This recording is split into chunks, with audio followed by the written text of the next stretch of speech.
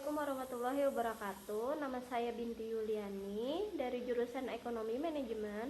Di sini saya akan menjelaskan tentang pasar bisnis dan pasar konsumen. Yang pertama adalah definisinya.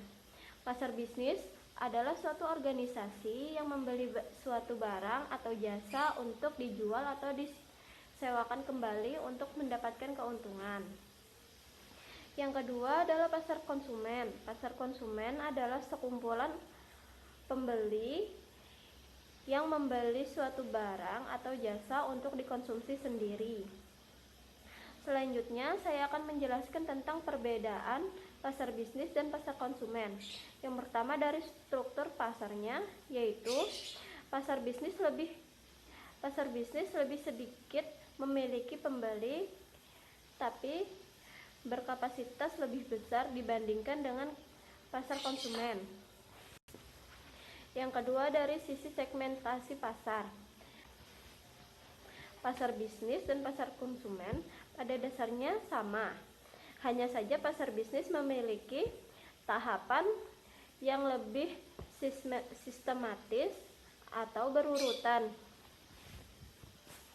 Yang ketiga adalah dari sisi karakteristik permintaan. Yang keempat, tingkat pemasok dan pelanggan. Pada pasar bisnis, hubungan antara pemasok dan pelanggan akan lebih kuat karena pemainnya yang tidak banyak dan untuk menghindari adanya konflik. Yang keempat adalah proses transaksinya. Pada pasar konsumen tentu sangat mudah dalam pembayarannya. Sedangkan pasar bisnis memiliki banyak kebijakan, batasan, syarat, dan instrumen yang perlu dipertimbangkan untuk proses transaksi. Yang kelima adalah karakteristik pemasarannya. Selanjutnya adalah langkah-langkah proses keputusan pembelian bisnis. Yang pertama adalah pengenalan masalah atau kebutuhan yang dapat dipenuhi setelah membeli barang atau jasa yang akan dibeli. Yang kedua, deskripsi kebutuhan. Yang ketiga, spesifikasi produk. Yang keempat, pencarian pemasok. Dan yang kelima, pengumpulan proposal. Yang keenam, pemilihan pemasok. Yang ketujuh adalah spesifikasi pasar. Dan yang terakhir, yang kedelapan, tindakan ulang kinerja pembeli, menilai kinerja pemasok dan memutuskan untuk lanjut atau menolak atau memodif suatu kesempatan.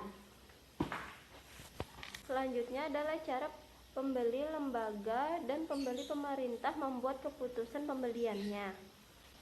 Yang pertama adalah pembeli lembaga.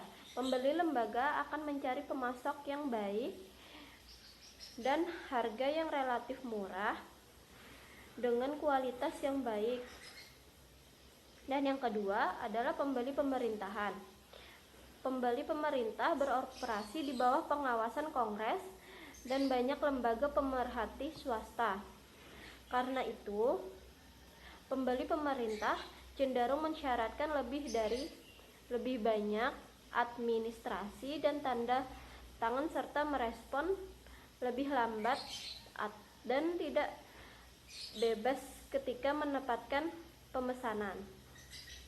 Sekian dari saya. Wassalamualaikum warahmatullahi wabarakatuh.